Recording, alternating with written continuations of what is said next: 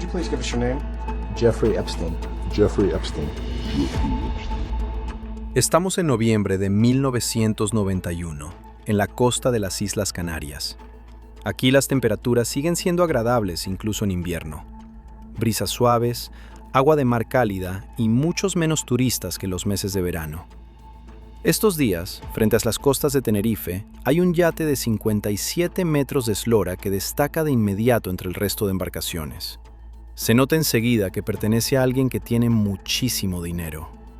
En este yate pueden pasar la noche 12 invitados, además de una tripulación de 15 personas. El dueño del yate lo está aprovechando estos días para encontrar un poco de tranquilidad. Y la necesita urgentemente, no por sus 7 hijos en casa ni por su agotadora rutina laboral como empresario, sino porque las cosas han dado un giro bastante desagradable en los últimos meses. En el barco lucen letras doradas el nombre del yate, Lady Ghislaine, en honor a la hija predilecta del propietario. Pero muy pronto otro nombre adornará el barco, ya que su propietario, Robert Maxwell, no volverá con vida de su último viaje.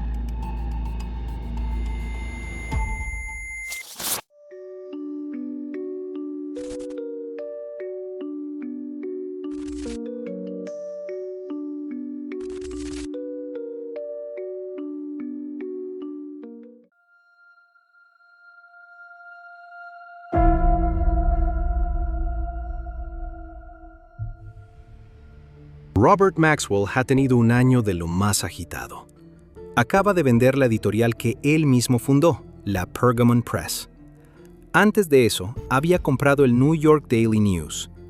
La verdad es que eso suena a tener un montón de dinero en la cuenta. Si no, difícilmente te podrías permitir un yate de varios millones de libras y mantener a toda la gente que te rodea. Robert Maxwell vive en Inglaterra, más concretamente en Oxford. La casa donde vive la familia Maxwell está en el campus de la famosa universidad. Hoy en día, Herington Hill Hall pertenece a la Facultad de Derecho de uno de los colegios universitarios de Oxford. Robert Maxwell y su esposa Elizabeth tienen 9 hijos en común. Maxwell ha bautizado el yate en el que navega desde finales de 1991 con el nombre de su hija menor, Ghislaine. Según los medios, ella también es su favorita entre todos sus hijos. Robert Maxwell se ha ocupado muy bien de su hija menor. Ya con 14 años, le dejó hacer unas prácticas en su editorial. Su madre escribe en su autobiografía sobre Ghislaine que era la única de los hijos de la pareja a la que realmente mimaban. Esto no es casualidad, ya que poco antes de que naciera Ghislaine, su hermano estuvo a punto de morir en un accidente, y otro de los hijos de los Maxwell falleció cuando aún era un bebé. Pero a los hijos también les imponían disciplina, incluso a Ghislaine, y aún así ella idolatraba a su padre. Ahora, ya de adulta, trabaja como asesora en una de sus empresas. Por aquel entonces tenía unos 30 años. Robert Maxwell incluso había fundado una empresa para que la dirigiera la propia Ghislaine. Una empresa dedicada a la venta de regalos corporativos. A principios de este año, Maxwell envió a su hija desde su hogar en Oxford, Inglaterra, a Estados Unidos para que trabajara allí. Antes había estudiado historia y lingüística en la Universidad de Oxford. La familia Maxwell es conocida más allá de los círculos académicos, aunque fue allí donde todo empezó. Robert Maxwell fundó Pergamon Press, una importante editorial de literatura científica. La historia de Robert Maxwell es, sin duda, notable. Perdió a sus familiares más cercanos en Auschwitz y él mismo luchó en la Segunda Guerra Mundial. Después se instaló en Inglaterra y se convirtió en uno de los empresarios más exitosos de todos los tiempos. Primero fundó Pergamon Press y luego se hizo con el control del grupo editorial británico Mirror. A esto le siguió la compra de otras empresas en Israel y Europa del Este. Para hacerse un hueco también en Estados Unidos, reunió a un equipo de prestigiosos asesores y abogados que debían ayudarle. Entre ellos, los exsenadores Howard Baker y John Tower, así como el veterano republicano Robert Keith Gray, que trabajó en la campaña de Reagan-Bush en las elecciones de 1980. Ya lo sabemos por el primer episodio sobre el ascenso de Epstein. Al igual que el que más tarde sería cómplice de su hija, parece que Robert Maxwell también utilizó sus contactos con gente famosa para impresionar una y otra vez a gente nueva e incorporarla a su círculo de amigos. Pero todo ese brillo empieza a desvanecerse a finales de 1991. Al principio pasa unos días en su yate frente a las costas de Madeira, antes de poner rumbo a Tenerife. Allí, Robert recibe varios faxes, ninguno de ellos especialmente positivo. Y es que, al parecer, Maxwell, que es multimillonario, se encuentra en serias dificultades económicas.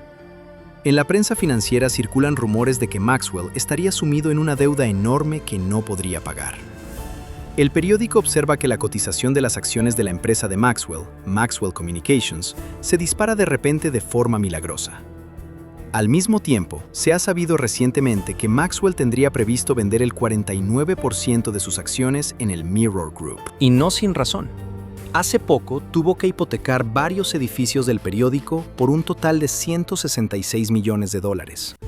Esto no encaja muy bien con el hecho de que, al parecer, le gustaba pasar las noches de verano de 1991 en casinos, donde a veces se gastaba hasta 2,5 millones de libras en una sola noche. En el periodo previo a sus vacaciones en yate, estuvo moviendo dinero de una empresa a otra y, al mismo tiempo, intentando hacer malabarismos con las exigencias de los bancos, sobre todo de Goldman Sachs, para devolver los préstamos. En realidad, el 4 de noviembre tenía una reunión con el Banco de Inglaterra, que tiene algunas preguntas sobre sus enredadas finanzas. Pero Robert Maxwell se saltó esa reunión. Además, la Swiss Bank Corporation le está pisando los talones y, según los informes, amenaza con acudir a la Autoridad de Lucha contra el Fraude y denunciarlo. La entidad de banca de inversión Goldman Sachs vendió el 31 de octubre de 1991 gran parte de sus acciones de Maxwell Communications. Se prevé que esta venta se haga pública el 5 de noviembre, y probablemente provocaría que otros inversores vendieran sus acciones. Ante todo esto, Robert huye a las Islas Canarias. Pero el maravilloso entorno apenas consigue mejorar su mal humor. A primera hora de la mañana, se queja al personal de su yate de que la temperatura de su camarote no le gusta. Esta queja son las últimas palabras conocidas de Robert Maxwell, porque unas horas más tarde, solo podrán sacarlo del Atlántico ya sin vida. Lo que ocurrió aquella mañana del 5 de noviembre de 1991 en el Lady Ghislaine sigue sin estar del todo claro hasta hoy. Ni siquiera la esposa de Maxwell, Elizabeth, sabe aún qué está pasando cuando le llega la noticia de que su marido ha desaparecido del barco. El capitán del Lady Ghislaine ha llamado a uno de sus hijos para comunicarle que Robert Maxwell ha desaparecido. Ella se pone inmediatamente en camino hacia Gran Canaria. La acompaña un periodista del Mirror. Mientras aún están en el aire, se descubre el cadáver de Robert Maxwell en el Atlántico. Cuando el destino de Robert Maxwell ya es un hecho, llega a Gran Canaria también la hija menor de la familia, Ghislaine Maxwell. Varias personas recuerdan más tarde cómo, al llegar, se derrumba literalmente. La muerte de su padre afecta mucho a la joven. Como habla español con fluidez, es probable que sea ella quien se encargue de muchos de los trámites relacionados con la repentina muerte del magnate de los medios de comunicación. El cadáver tuvo que ser rescatado con una camilla, lo que le provocó algunas abrasiones. Sin embargo, esas son las únicas lesiones que se detectan en la autopsia. El cadáver de Maxwell debe ser embalsamado lo antes posible, a petición de su familia, y dado de alta para el entierro. Se extraen los órganos internos y se envían al continente para más análisis. En el certificado de defunción, se indica que Maxwell murió por insuficiencia cardíaca y pulmonar. Se elabora otro informe de la autopsia en Israel. Allí se determina que la causa más probable de la muerte fue el ahogamiento. Se dice que todo apunta a una caída involuntaria al mar. Llegan muestras de condolencias de todo el mundo, de la primera ministra británica, del presidente estadounidense, del presidente de la entonces Unión Soviética. En Israel, Robert es enterrado en Jerusalén, en medio de una gran concurrencia. Incluso el primer ministro israelí está presente. No es casualidad que empecemos el episodio de hoy con la muerte repentina de Robert Maxwell. Y es que este suceso marca un punto de inflexión en la vida de su hija menor. Tras la muerte de su padre, Ghislaine Maxwell decide mudarse definitivamente a Nueva York. Allí también vive un amigo suyo, uno que ya conocía a su padre. Su padre lo había investigado a fondo cuando se enteró de que a Ghislaine le gustaba pasar tiempo con él. Robert Maxwell incluso preguntó expresamente a sus dos conocidos, Ace Greenberg y Jimmy Kane, qué opinaban de este tipo. Greenberg y Kane conocen al joven porque antes trabajó con ellos en Bear Stearns. Y parece que Greenberg y Kane responden por su amigo. Con Jeffrey Epstein, Ghislaine estaría en buenas manos.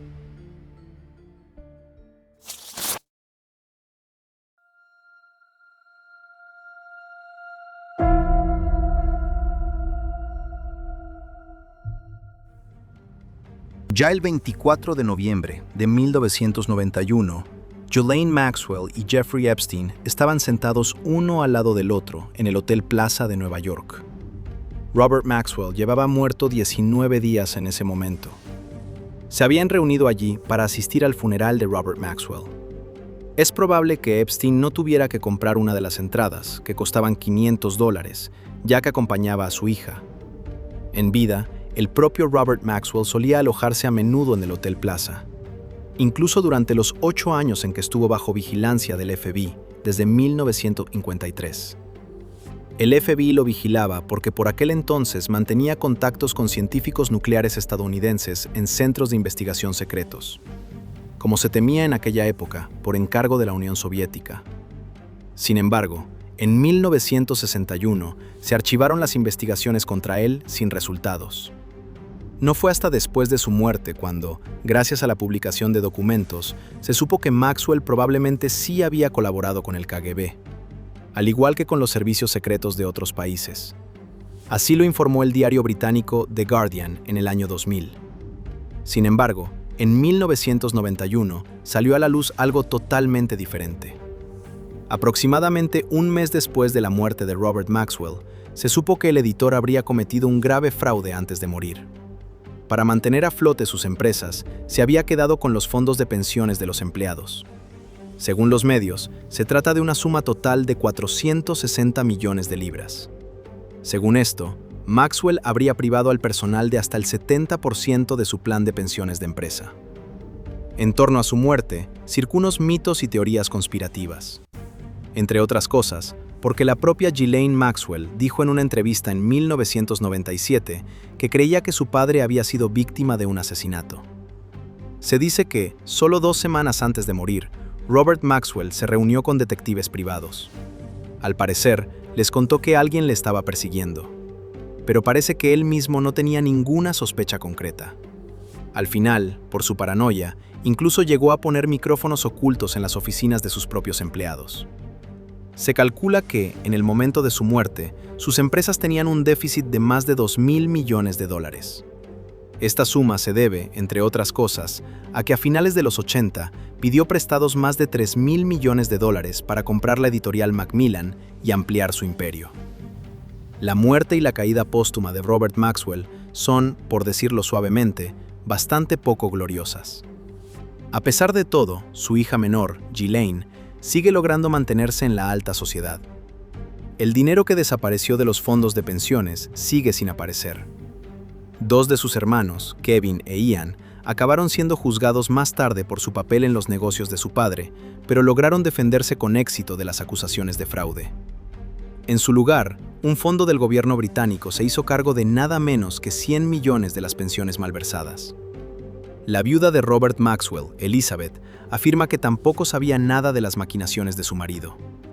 Es más, dice que, en realidad, ella es la única que ha perdido su pensión del Mirror Group y que ahora, al igual que sus hijos, se enfrenta a la ruina financiera.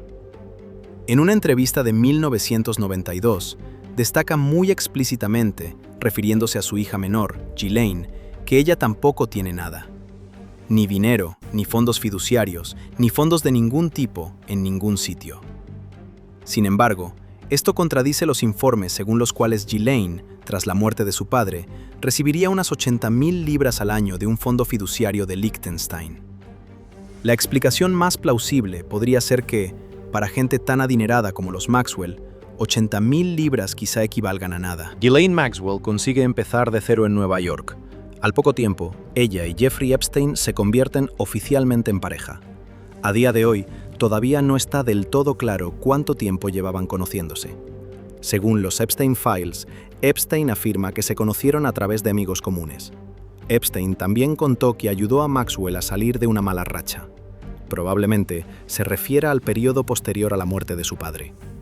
Epstein sigue afirmando que ayudó a Maxwell a abrirse camino en el mundo de los negocios y que también le echó una mano económicamente. Sin embargo, Maxwell le devolvió más tarde esa ayuda inicial. Otros documentos de los Epstein Files recién publicados, en cambio, pintan un panorama algo diferente. Y es que en los archivos también hay grabaciones del FBI de conversaciones con un antiguo socio de los Maxwell. Este afirma que, antes de morir, Robert Maxwell le dijo a su hijo Kevin que se pusiera en contacto con Epstein para enderezar las maltrechas finanzas de la familia. Al parecer, el informante le contó al FBI que Kevin Maxwell conoció a Epstein entre 1988 y 1990. El hijo de Maxwell habría empezado entonces a transferir grandes sumas de dinero del entorno de Epstein al suyo propio. Ya sabemos, por el episodio 1 de esta serie, que Epstein gestionaba acuerdos financieros y conseguía dinero para socios de negocios adinerados. Sin embargo, hasta la publicación de los nuevos archivos, se desconocía que posiblemente también lo hiciera para los Maxwell. Al parecer, el antiguo socio también le contó al FBI que Kevin presentó a Epstein a su hermana Ghislaine. Tras la muerte de Robert Maxwell, Kevin habría negociado un acuerdo con su hermana y con Epstein. Estas afirmaciones contradicen lo que los propios Epstein y Ghislaine Maxwell han dicho sobre cómo se conocieron. Kevin Maxwell ha rechazado la versión del testigo, calificándola de totalmente falsa. Así que, por ahora, tenemos que dejar este punto con un gran signo de interrogación. Lo cierto es que, a principios de los 90, Maxwell y Epstein aparecían una y otra vez como pareja. Entre otras cosas, en 1992 se les vio juntos en una fiesta en la finca de Donald Trump. A Maxwell no parece molestarle que Epstein también tenga algo con otras mujeres. Todo lo contrario, como se sabrá años más tarde. En 1993, 2 años después de la primera aparición pública de Epstein y Maxwell como pareja, aparece un anuncio interesante en una revista de yoga. En el Yoga Journal se busca un profesor particular para dar clases de yoga. Se trata de un puesto a tiempo completo en Nueva York para dar clases a un particular. El trabajo incluye fantásticas ventajas, como grandes viajes. Los interesados deben ponerse en contacto con una tal señorita Maxwell llamando al número de teléfono indicado. El número lleva directamente a la oficina de Jeffrey Epstein. A primera vista, esta oferta de trabajo puede parecer un poco extraña, pero inofensiva. Pero cada uno debe valorar por sí mismo lo probable que es todo esto. Si ya has visto el episodio 2, ya sabes lo que Epstein les hizo años más tarde a las jóvenes a las que atraía a su casa con el pretexto de que eran masajistas. Al parecer, Ghislaine Maxwell también tuvo un papel clave en todo esto. Ya en 1994, las hermanas Annie y Maria Farmer denunciaron a Epstein y a Maxwell ante las autoridades. No solo acusaron a Epstein, sino también explícitamente a Maxwell por sus abusos. Sin embargo, tampoco en este caso se hizo justicia. A principios de los 90, Maxwell pasaba cada vez más tiempo en las distintas residencias de Epstein. También en la casa de Palm Beach, en Florida, pero además se compró su propia casa. En el año 2000, se mudó a una casa adosada de 650 metros cuadrados en la ciudad de Nueva York. Está a solo unas manzanas de la mansión de Epstein y costó unos $5 millones estadounidenses. La casa adosada la pagó una sociedad limitada anónima. Sin embargo, esta tiene su domicilio en la misma dirección que las oficinas de la empresa J. Epstein & Co. Lo que no deja de sorprender en este caso es lo mucho que, en realidad, ya se sabía desde el principio. No me malinterpretes, creo que nadie podría haber previsto el alcance de todo esto. Pero los elementos clave que hoy se comentan en las noticias, como noticias de última hora, también se pueden encontrar en los archivos de prensa de aquella época. Es un poco como si muchas piezas del rompecabezas hubieran estado ahí todo el tiempo. Solo que nadie pudo o quiso juntarlas para formar el cuadro completo. Por ejemplo, en 2001, la prensa británica ya informaba sobre la amistad entre Maxwell y el entonces príncipe Andrés de Inglaterra. Según se dice allí, el príncipe Andrés se habría ido de vacaciones con Maxwell nada menos que 8 veces. En febrero de 2000, por ejemplo, se menciona una estancia junto a Maxwell en el Club Mar-a-Lago y una excursión posterior a Nueva York para asistir a un desfile de moda. En marzo, se les ve juntos en un acto benéfico. Al mes siguiente, en Nueva York. En mayo de 2000, vuelven a hacer un viaje para visitar a Maxwell y pasan unos días en Florida con él. Al mes siguiente, Andrew lleva a Maxwell a un acto en el castillo de Windsor. En otoño, los dos vuelven a estar juntos en Nueva York. En diciembre de 2000 celebran el cumpleaños de Maxwell en la finca de Sandringham. En enero de 2001 se van juntos a Tailandia. Ya en esta noticia de 2001 se menciona que Maxwell le presentó a Andrew a Epstein. En 5 de esos viajes también estaba Epstein. Además, Andrew se alojó en su casa de Nueva York. También se dice que Maxwell intentaba desesperadamente que Epstein se casara con ella, pero a él la compañía de Ghislaine le importa más de otra manera. Ella se encarga de su vida social. En un artículo del Evening Standard de aquella época, se decía sobre Andrew que en el palacio estaban preocupados por la influencia que tenían Epstein y Maxwell sobre él. Hoy, ahora que sabemos más sobre todo el entramado en torno a Epstein, resulta fascinante ver cuánta información ya se conocía desde hacía años. Y también cuántas especulaciones y conjeturas ya se hacían entonces en la prensa. Por ejemplo, sobre cómo Epstein había amasado realmente su fortuna. O cómo Maxwell podía seguir financiando su estilo de vida tras las enormes deudas de su difunto padre. O sobre qué estaba pasando exactamente entre el misterioso empresario financiero Epstein y la hija del magnate editorial Maxwell. Que la relación entre ambos no era una pareja monógama convencional, ya se intuía entre líneas en muchos reportajes de aquella época. En consonancia con esto, más tarde se encontrará un documento de Word que se dice que ella redactó en octubre de 2002. En él se lee lo siguiente: Jeffrey y Ghislaine llevan 11 años juntos. Al contrario de lo que se suele pensar, rara vez están separados. Casi siempre los veo juntos. Jeffrey y Ghislaine comparten muchos intereses y se lo pasan muy bien juntos. Los dos son muy curiosos y tienen muchas ganas de aprender. Ella creció rodeada de científicos y en un entorno académico y empresarial. Jeffrey y Ghislaine se complementan muy bien y no me los imagino el uno sin el otro. No solo son una pareja estupenda, sino también mejores amigos. Aunque el documento está escrito en tercera persona, se sospecha que fue la propia Maxwell quien escribió aquí la historia de ella y Epstein. El propio Epstein dijo en 2003, en una entrevista con Vanity Fair, que Ghislaine Maxwell era su mejor amiga. La periodista Vicky Ward ya señaló por aquel entonces que Ghislaine parecía organizar toda la vida de Epstein. Antiguos empleados de la mansión de Epstein en Palm Beach describieron más tarde a Maxwell como una especie de señora de la casa. Se dice que supervisaba al personal, se ocupaba de las finanzas y, en general, coordinaba todo tipo de citas. Entre otras cosas, redactó un documento de 58 páginas con normas para el personal doméstico de Epstein. Por ejemplo, solo se debía hablar después de que te dirigieran la palabra, y había que evitar el contacto visual con Epstein. Además, llevaba las cuentas de los hogares, que incluso estaban a su nombre. La antigua asistente de Maxwell declaró más tarde que tenía la impresión de que la relación sentimental entre ella y Epstein ya había terminado hacia el año 2000. Aún así, siguió al lado de Epstein.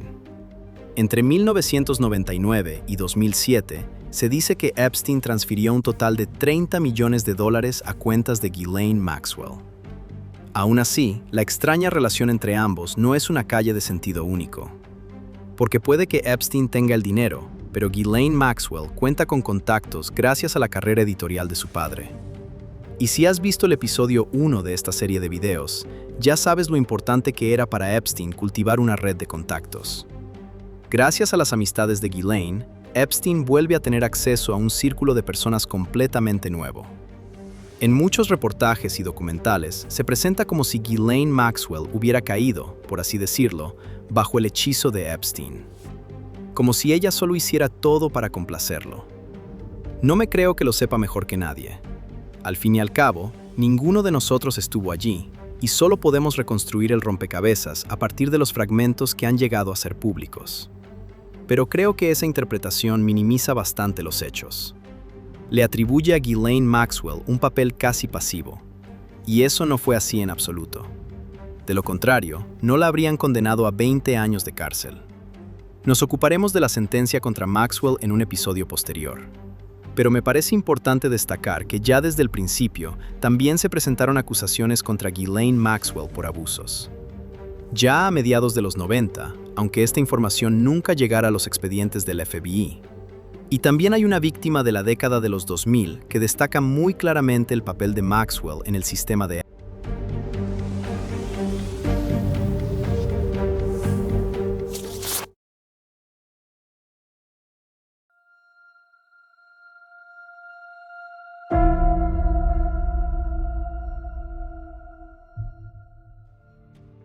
Como ya oísteis en el segundo episodio, Jeffrey Epstein fue condenado por primera vez en 2008 por incitación a la prostitución. Y eso, a pesar de que ya por entonces era evidente que había mucho más detrás de todo el asunto. Aunque Epstein está en prisión tras su condena, eso no parece haber dañado la reputación de Ghislaine Maxwell. Todavía no se sabe mucho sobre el contacto que ella y Epstein pudieron haber mantenido tras la condena. Pero hay indicios de que, como tantas otras cosas, la relación entre Epstein y Maxwell siguió adelante. Y es que en 2009 se dice que Epstein transfirió unos $25,000 a un familiar de Maxwell, a Al Seckel, el marido de Isabel, la hermana de Ghislaine. Al parecer, con ese dinero debía formar un equipo de hackers para eliminar información negativa sobre Epstein de Wikipedia y Google. El 6 de noviembre de 2010, Al Seckel le envía un correo a Epstein con el asunto Hacking Wiki Again. Un mes antes, le había escrito a Epstein para decirle que se había encargado de los resultados del buscador de Google. Ya no aparecen artículos sobre su condena ni sobre las acusaciones. En otro correo de 2009, Epstein da a entender que la propia hermana de Maxwell, Isabel, así como otra hermana, Christine, también recibieron pagos de él. Al menos en su correo señala: Isabel Maxwell not paid. Christine Maxwell not paid.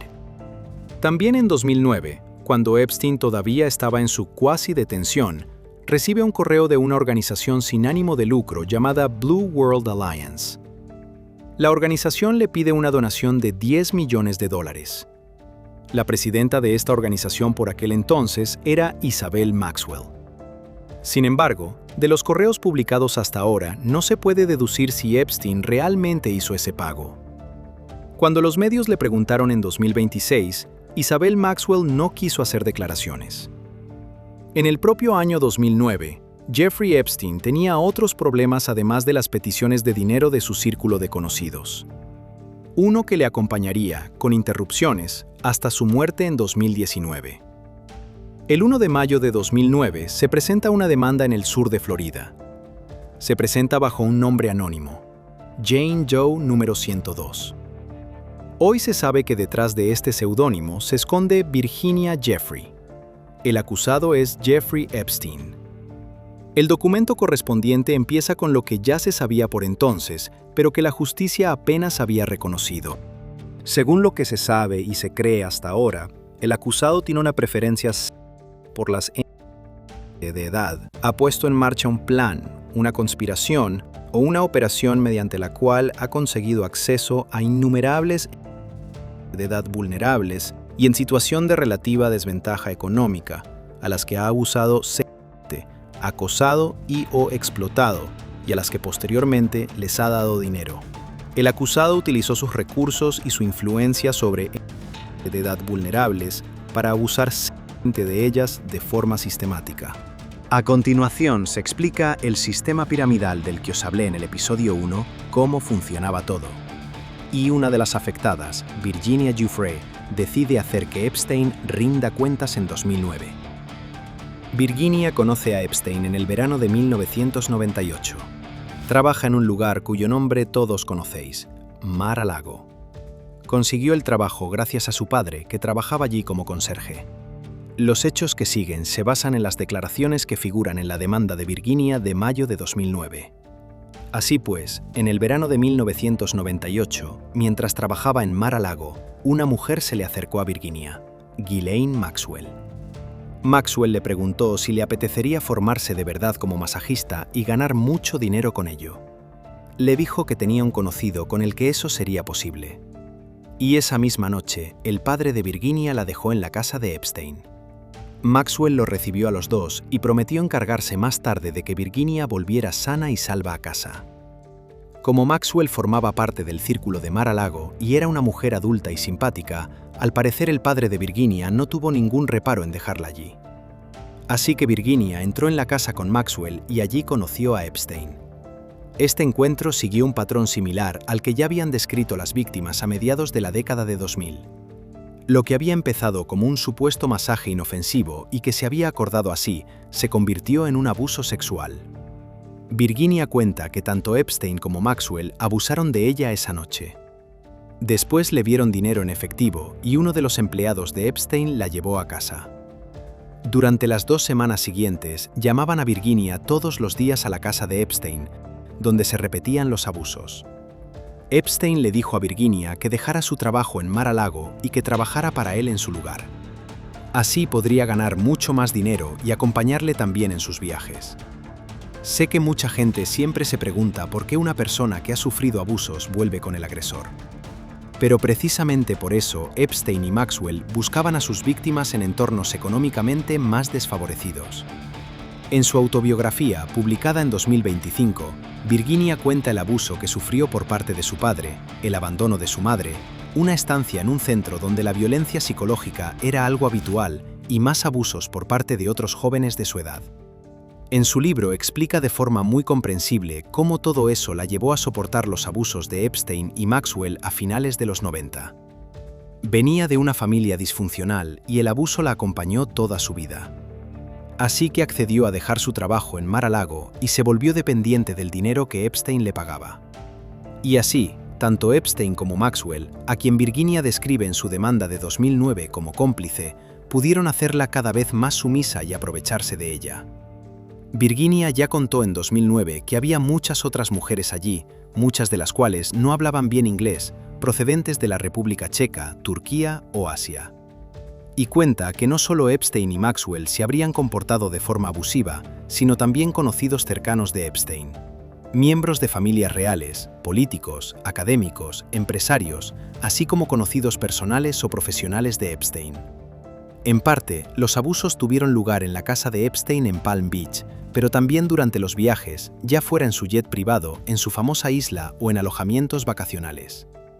Virginia no consiguió escapar hasta los 19 años. Epstein la había enviado a Tailandia para hacer un curso de masajes, pero desde allí, Virginia no volvió a Estados Unidos, sino que se fue por su cuenta a Australia, donde vive desde 2002. Allí consiguió esconderse de Epstein, hasta 2008. Entonces, de repente, recibió varias llamadas de los agentes de Epstein, según dicen los documentos. La acribillaron a preguntas sobre las acusaciones que pesaban en ese momento contra Epstein. Si Virginia sabía quiénes eran las otras personas que ahora acudían a la policía, si tenía contacto con alguna de ellas, y si ella misma pensaba presentar también una denuncia contra Epstein. Como es lógico, eso le dio mucho miedo a Virginia. Estaba prácticamente al otro lado del mundo, había cambiado de número de teléfono, y aún así, la gente de Epstein la había encontrado. Por miedo, en 2008 prometió no testificar contra Epstein. Pero ahora, un año después, presenta una demanda en Florida. El objetivo de esta demanda, que Virginia Giuffre presenta en mayo de 2009, es un juicio conjurado. Ese mismo día, las autoridades emiten una citación para Jeffrey Epstein. La respuesta no se hace esperar. El 11 de mayo, Epstein y sus abogados responden con una carta. Virginia ha presentado su demanda de forma anónima, como Jane Doe 102. Sin embargo, Epstein quiere, en primer lugar, forzar que se levante el anonimato para el resto del proceso. Virginia no es la única mujer que vuelve a presentar una demanda contra Epstein, pero aún no es el momento en el que salgan a la luz las dimensiones de sus maquinaciones. Además de él, Ghislaine Maxwell también recibe una citación en septiembre de 2009. Se la entregan justo cuando sale de la conferencia de la Iniciativa Global Clinton. La van a interrogar sobre su papel en las acusaciones contra Epstein. Las vistas judiciales estaban previstas para febrero de 2010, pero el caso no llegó a los tribunales en ese momento. El 17 de noviembre de 2009, Epstein se comprometió a pagar $500,000 a la demandante. A cambio, Virginia Giuffre aceptó eximir de responsabilidad a Epstein y a todas las demás personas o entidades que pudieran haber sido incluidas como posibles demandados, y dejarles en paz para siempre. La demanda que presentó contra Epstein queda así desestimada. Se dice que el propio Jeffrey Epstein orquestó este acuerdo y se aseguró muy bien de que no solo se le cubriera a él, sino también a todas las demás personas a las que Virginia pudiera acusar de algo. A cambio, Epstein promete respetar el derecho de Virginia al anonimato y no volver a ponerse en contacto con ella nunca más. Virginia Giuffre no es la única que llega a un acuerdo extrajudicial de este tipo con Epstein.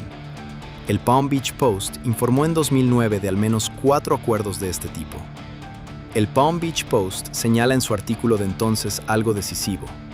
Epstein cuenta con recursos económicos prácticamente ilimitados para defenderse y para presionar a las demandantes. Y parece que eso es lo que ocurrió en 2009.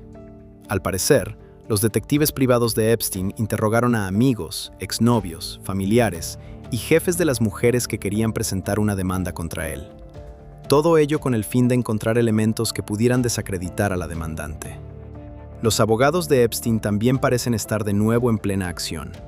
Se dice que uno de ellos interrogó a una de las demandantes durante 8 horas sobre 3 abortos que había tenido, sobre su propia conducta sexual y sobre la naturaleza de su relación con Epstein. Una jueza que supervisa la fase previa al juicio reprende a los abogados de Epstein por este comportamiento.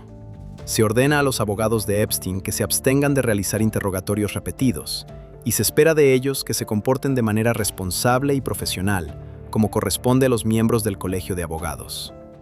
Uno de los abogados de las afectadas insinúa que un acuerdo extrajudicial se acercaría, al menos en cierta medida, a una confesión. Aunque en años anteriores hubo docenas de acusaciones concretas contra Epstein, salió impune sin un juicio en toda regla y con una breve pena de cárcel. Para algunas de las mujeres, un acuerdo así quizá parezca la única oportunidad de que se reconozca que Epstein realmente las maltrató.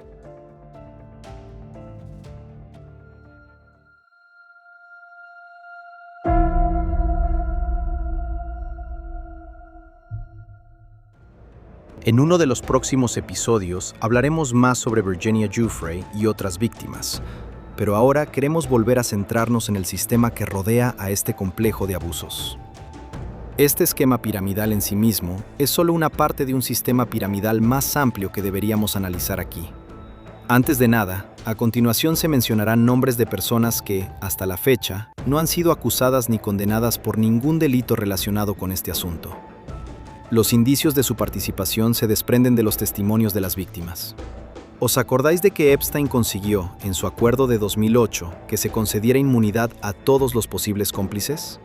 Concretamente, se trata de 4 mujeres: Sarah Kallen, Leslie Groff, Adriana Ross y Nadia Marcinkowa.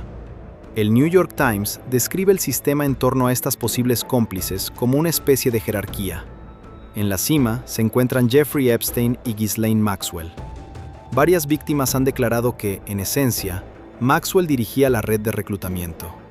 Para ello, contó con la ayuda de la mujer que, según el Times, se sitúa en la jerarquía justo por debajo de Maxwell, Sarah Kallen. Más tarde, en varios juicios, se la acusará de haber coordinado los encuentros entre las víctimas y Epstein en su mansión de Palm Beach. Según los informes policiales, llevaba una base de datos con las direcciones, los nombres y los números de móvil de las víctimas a las que Epstein atraía a su casa con la excusa de supuestos masajes. Muchas de las afectadas también cuentan que era Sarah Kallen quien las recibía en la casa de Epstein, las llevaba hasta él y al final les daba su dinero en efectivo. Algunas dicen que Kallen y Maxwell les daban consejos sobre cómo abordar los supuestos masajes. Sarah Kallen empezó a trabajar para Epstein en 2002. Sin embargo, Kallen también afirma haber sido ella misma víctima de Epstein y Maxwell. Según ella, sufrió abusos de forma habitual mientras Trainet daba para él. Además, a menudo se menciona el nombre de Leslie Groff, que por aquel entonces era la asistente de Epstein. Tal y como ella misma contó a la policía en 2005, se encargaba de gestionar su agenda y de atender y coordinar sus llamadas telefónicas. Al menos una de las afectadas declaró más tarde que Leslie Groff también organizaba el transporte y el alojamiento de las víctimas. Su abogado afirma que ella nunca cometió ninguna irregularidad y que nunca organizó a sabiendas los viajes de las víctimas. Su trabajo se limitaba exclusivamente a las tareas habituales de una asistente. Aunque más tarde 3 víctimas la demandaron, las demandas fueron desestimadas. Se dice que Adriana Ross también trabajó para Epstein desde 2002, cuando tenía 19 años. Se dice que fue ella quien, antes del registro de la casa a mediados de la década de 2000, se encargó de que desaparecieran unos discos duros de la vivienda. No se sabe mucho más. Ella nunca se ha pronunciado públicamente sobre la naturaleza de su relación con Epstein. Varias víctimas cuentan que Epstein las habría obligado a tener relaciones íntimas con Nadia Marcinkova. Al parecer, Epstein presumía de haberla comprado a su familia. Eso significaría que la propia Nadia fue una de las víctimas y que, al igual que las demás, se convirtió en cómplice bajo presión o coacción. Se dice que llegó por primera vez a Estados Unidos con un visado que le expidió la agencia de modelos M2 de Jean-Luc Brunel, a quien ya conoces de la segunda parte de esta serie. Mientras Epstein estuvo en prisión entre 2008 y 2009, Marcinkova figuraba en la lista de visitantes nada menos que 67 veces. En 2010, seguía empadronada en la dirección de Epstein en Palm Beach, aunque se dice que ese mismo año intentó dejarlo. En 2012, se sacó la licencia de piloto y, según el New York Post, incluso habría pilotado uno de los aviones de Epstein. Sin embargo, nunca se abrió ninguna investigación penal contra ella. Sus abogados declararon en 2019 que Epstein también la había reclutado como víctima de abusos. Pidieron tiempo hasta que ella estuviera lista para contar su historia. Entretanto, se sabe que se mostró muy colaboradora con las autoridades en investigaciones posteriores. Así que quizás se la podría clasificar en la categoría más baja, y probablemente también la más amplia, de este esquema piramidal, entre aquellas que fueron víctimas de Epstein y que a su vez reclutaron a otras. Cuesta mucho imaginar la presión y la dependencia a las que estaban sometidas las afectadas. Y, según lo que se sabe hasta ahora, toda esa presión venía precisamente de Epstein y Maxwell.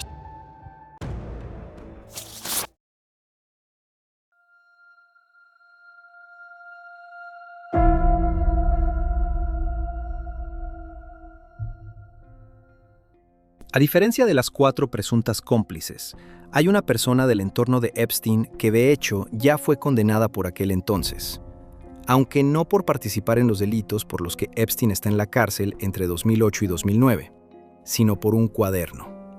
Y es que el 3 de noviembre de 2009, un hombre llamado Alfredo Rodríguez se reunió con otro hombre, al que creía que era un abogado que representaba a una de las víctimas de Epstein. En realidad se trataba de un agente encubierto del FBI que estaba grabando toda la situación.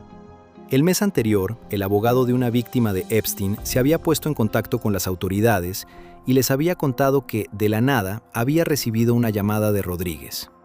Este había intentado venderle un cuaderno en el que supuestamente había más información sobre las acusaciones contra Jeffrey Epstein.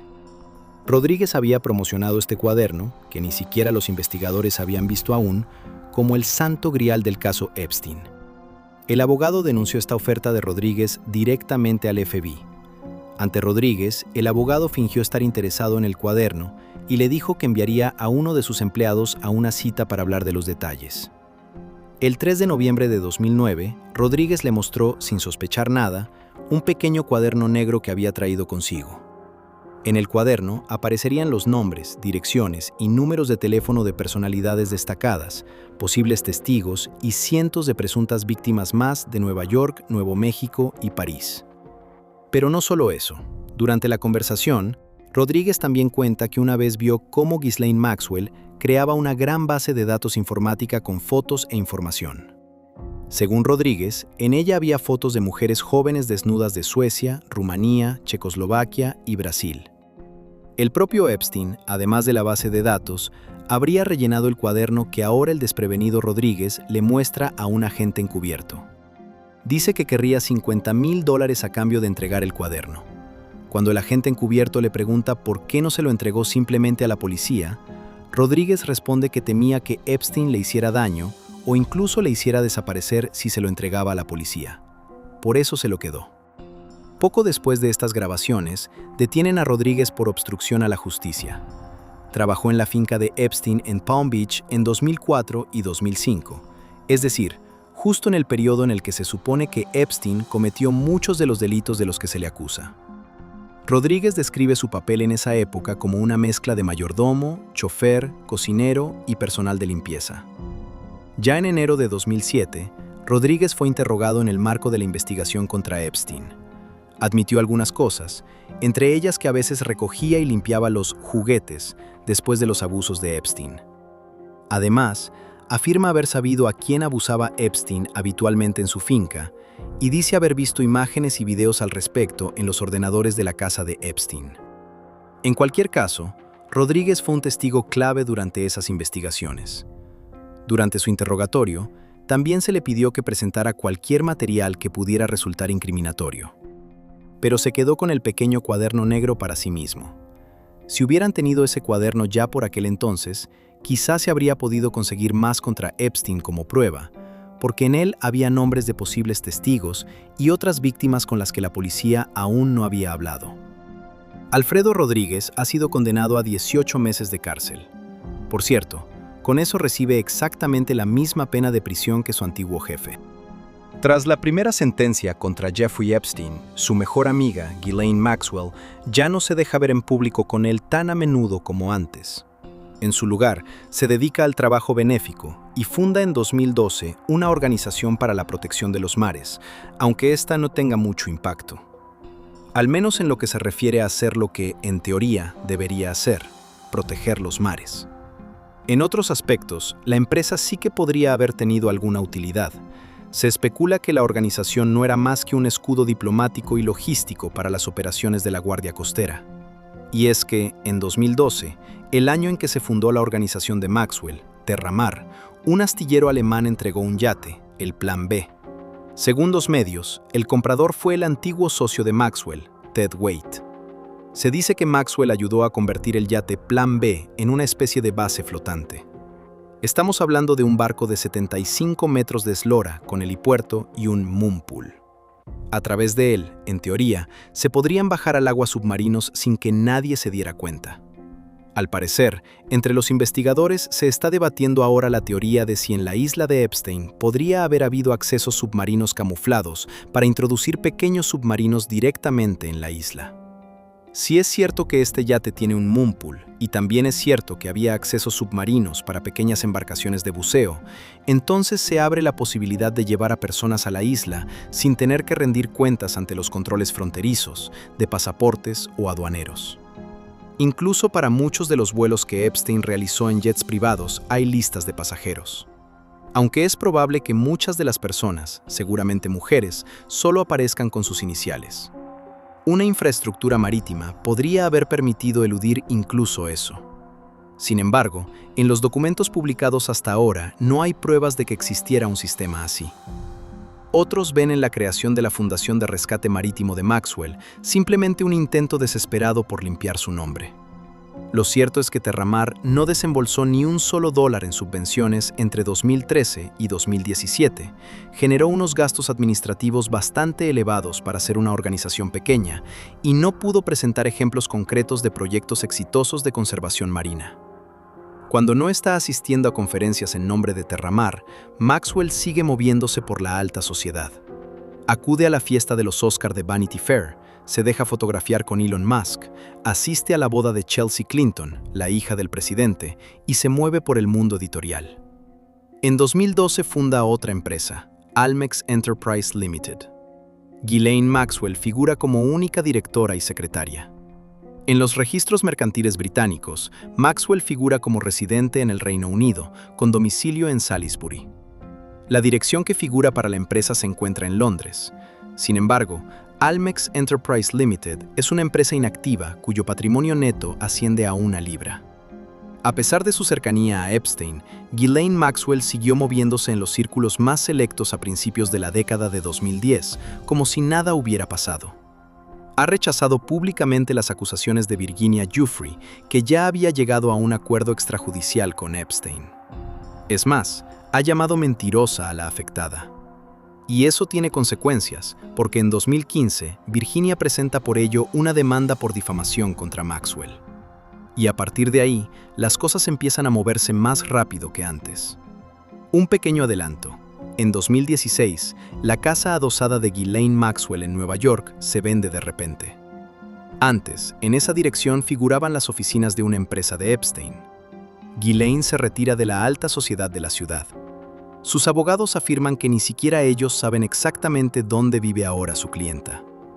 Ghislaine Maxwell desaparece de la escena pública, aunque solo sea por el momento.